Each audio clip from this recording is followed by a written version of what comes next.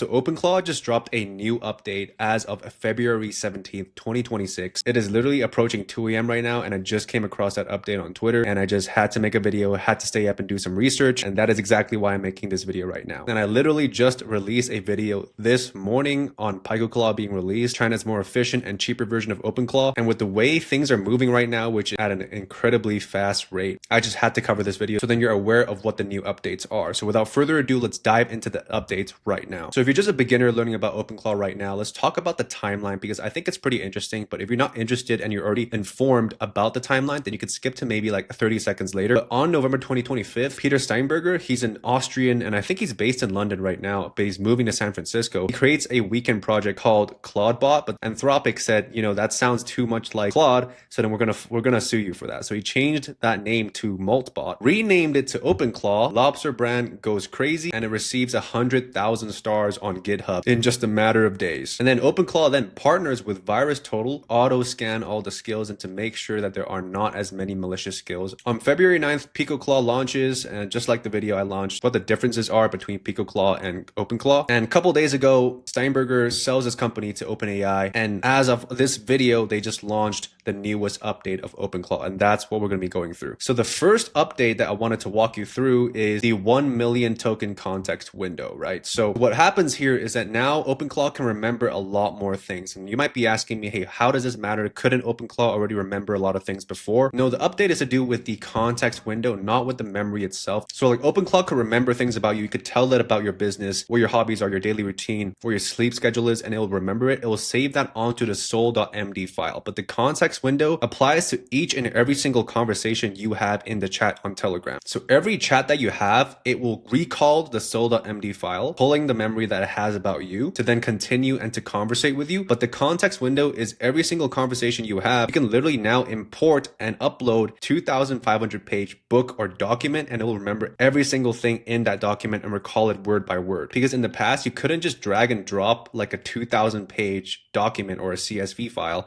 and expect OpenClaw to remember all of that. And neither are you going to be dragging that into the soul.md file, right? You have to have individual conversations with OpenClaw. And in just a second, I'll be talking a bit about how to install this and configure this on, because this will take up a lot more tokens and have more API calls. So you want to be selective with how you use this. So a real life application of this is, let's say in my business, I run a marketing agency as well. Let's say I send OpenClaw a 500 page report telling OpenClaw to find every mention of the return of investment and summarize the trends. The old OpenClaw couldn't fit that on the desk, would never be able to fit that in the conversation, right? It might be able to process that, but might not be able to pull the data accurately. It might forget some things and leave some things behind. And by page 400, it's lost the specific details from page 50. It's working from a compressed and summarized kind of view. But now OpenClaw has given it 1 million tokens of context. So the entire 500 page PDF fits on the desk at once, right? So it has a massive desk that it can operate and work on. And just for context, I don't think many people like realize the power of this. 1 million tokens is roughly around 750,000 words. The entire Harry Potter series is around 1.1 million words. So your agent can now hold almost the entire Harry Potter series in its head during a single conversation. And for those of you who still don't understand what the difference between memory and a context window is, let's say you're taking an exam or a test at school or in college. Memory is everything that you studied and memorized before the test. The context window is whether the test is open book or closed book. So before this update, our agent was taking a closed book test on your large documents, right? It had to try and remember it and then give you feedback on it. It could only glance at a few pages at a time, but now after the update, it's open book now. Every page, every chart, every footnote is right there in front of it. And yes, this is gonna be costing a lot more per conversation because you're sending more data to Anthropic, and that's why it's opt-in for a reason. You can choose to turn it off. And if you wanted to install it, this is how you install it. I think the best way to do this is to have two profiles. The first profile is for cheap API calls, cron jobs, and daily use. And the second profile is for deep analysis and research, and that'll be your second profile. Assign cron jobs and daily tasks to the first profile, and then assign the deeper analysis and deeper research on any cron job or task that needs the full context window. Everything else stays on the cheaper default and the cheaper profile. This isn't something you paste into Telegram. This is something you paste into Terminal directly. Depending on the task, you want to make sure that you're talking to the right profile. The second newest update is the Claude Sonnet 4.6, which is the newest Claude model that they released on February 17th, pretty much like 2 days ago, and OpenClaw already supports it. So the cheapest and the quickest use is Haiku 4.5. It's best for quick lookups and simple tasks, but I don't recommend using this at all. Sonnet 4.6 will probably be the best bet right now because it's super cheap and it's pretty much the same quality as Opus 4.6. Think of these three AI models just like contractors or people that you're hiring, right, to do a job. Opus is the senior architect, $150 per hour, brilliant at what it does, experienced, a veteran in its own class, and you bring it in for big decisions. Sonnet was the reliable mid-level and,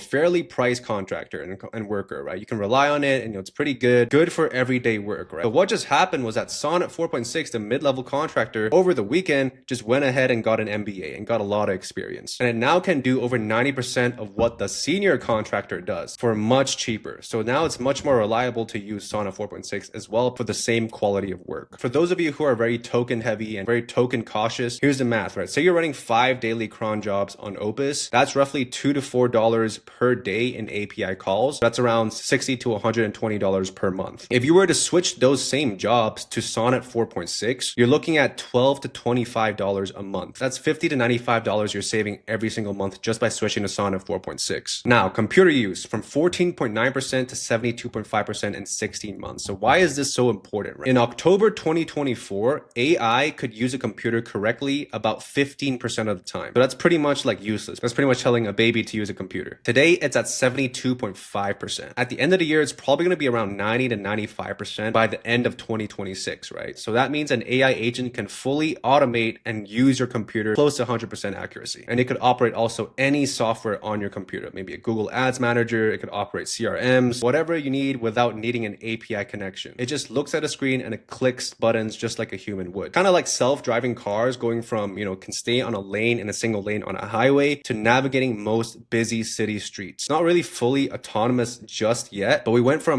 this being really cute to actually being a serious workhorse in just 16 months. And also Sonnet 4.6 is significantly harder to trick than 4.5, so it can start sensing malicious softwares and some malicious instructions, and it's just mostly overall a security upgrade as well. And the third feature, which is also quite interesting, is the iOS share extension, right? So it can see anything on your phone. Let's say you're on Instagram scrolling and you see an ad and you're like maybe an advertiser and you're interested in, in seeing why that ad performed. You can just share that onto OpenClaw and it can analyze that ad and messaging angle, right? That's just one specific use case. You don't have to communicate with it through Telegram or paste the link to that ad on Telegram. So it just directly shares it to OpenClaw. And sorry to say, but for Android users, you still have to use Telegram and Discord right now. It's only for iOS users, but I see this being rolled out pretty soon. Another interesting feature is the Slack native streaming. So responses actually appear live as if you were typing a response, right? Usually before, a massive 30-word paragraph would appear on your Slack conversation, but right now you can see it actually being typed out word by word and make changes as you're typing word by word. So you can actually see the thought process of the agent. This only matters if you actually use Slack. Let's say you're using it for business or for your teams at work. If you're on Telegram, this doesn't affect you as much, but for businesses and teams running OpenClaw in a company Slack, this actually makes it feel super professional. And the third big upgrade is the Subagent spawn. So in the past, OpenClaw could decide whether or not it could call subagents to do the work that you provided it. But now you can spawn subagents yourself and choose whenever you want OpenClaw to spawn a subagent to work on tasks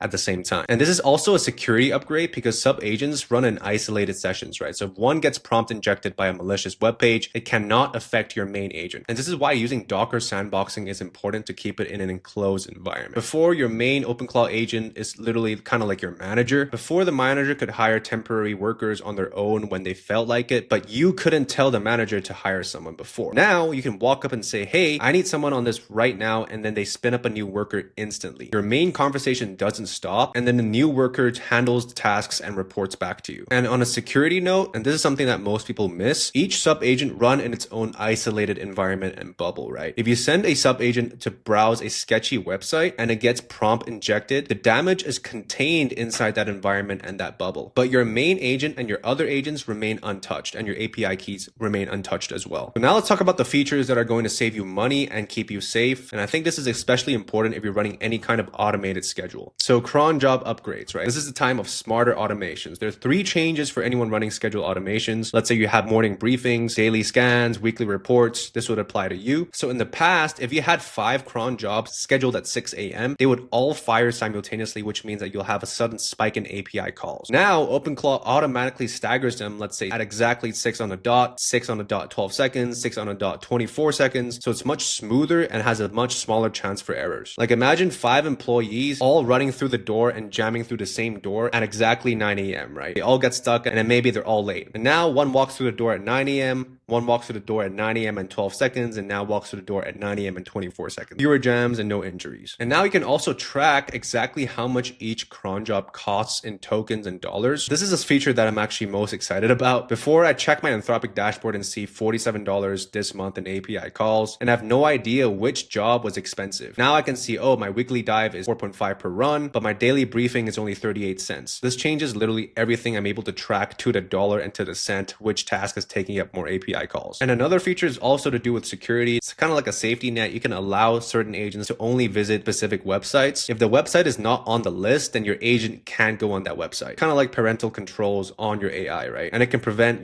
prompt injections and malicious software being injected into your ecosystem. And all you have to do is paste this into your terminal or whatever you're using to operate your OpenClaw. And I gotta be real with you for a second. So this is the stuff that, most people or most YouTubers might, skip because this isn't sexy, but this might be the most important part. So let me explain. So Hudson Rock, a cybersecurity firm, they just documented the first case of malware specifically designed to steal OpenClaw files. Like this actually happened. Real malware, real viruses, real stolen data. And this malware looks for three things, right? Your OpenClaw JSON file, which has your gateway tokens, your device.json, which has cryptographic keys, and your memory files, which contain your private conversations. If you haven't updated these, then these files are vulnerable right now. So if you want access to the security document, I have this inside the school community, which is completely free. I just literally created this today because I know there's a lot of OpenClaw fans out there. Pretty valuable for you guys to, communicate with each other and talk about certain topics and new updates. So if you want it all in one place to access to these documents, please click on the link down in the description down below to join the community. It's completely free to join. And you can also access these documents just like the one I'm using right now. You just want to update your OpenClaw to the latest versions by using this update command in your terminal and gateway. And that environment injection bug was like leaving a spare key under your doormat, right? So anyone who knew where to look and a malicious skill would know could reach under, grab your API key and start racking up charges on your account. Anthropic API keys are kind of like credit cards. Someone steals it and they can run up a bill on it before you even notice. So this update takes the key away and removes it from under the mat. So if you're watching this right now, I recommend you update this. So again, if you want access to this sheet and document, please click on the link down below to join the free school community where you can access those documents below. While you're at it, if you found some value in this video today, give this video a like, comment, and subscribe, and I'm gonna get some sleep, and I'll see you in the next video.